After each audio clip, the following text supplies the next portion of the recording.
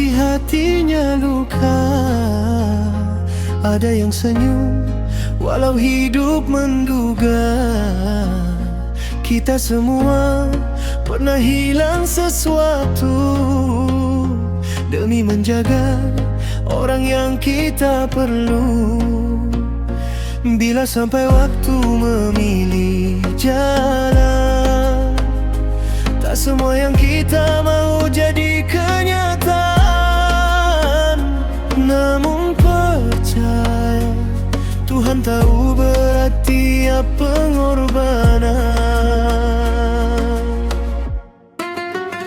Ku lepaskan walau rati dada demi bahagia yang lebih bermakna.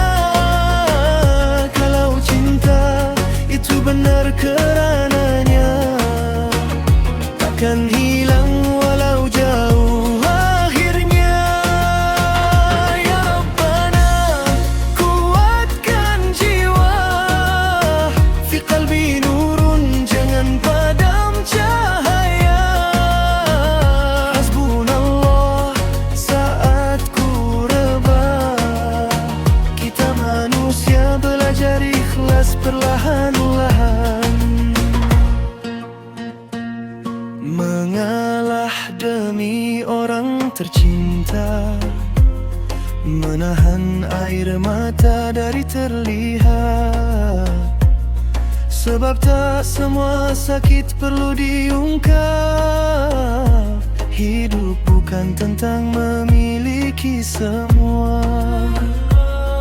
Kadang kehilangan mengajar erti reda dan percaya. Ada hikmah yang belum kita baca. Ku lepaskan walau berat di dada demi bahagia yang lebih bermakna. Kalau cinta itu benar karenanya, takkan hilang walau jauh akhirnya. Ya Rabbana, kuatkan jiwa, fi qalbi nurun, jangan padam cahaya. Hasbunallah saat ku rebah. Kita manusia belajar ikhlas perlahan-lahan. Bukan semua pengorbanan dibalas segera. Ada yang Tuhan simpan jadi cahaya untuk hari yang kita sendiri belum tahu.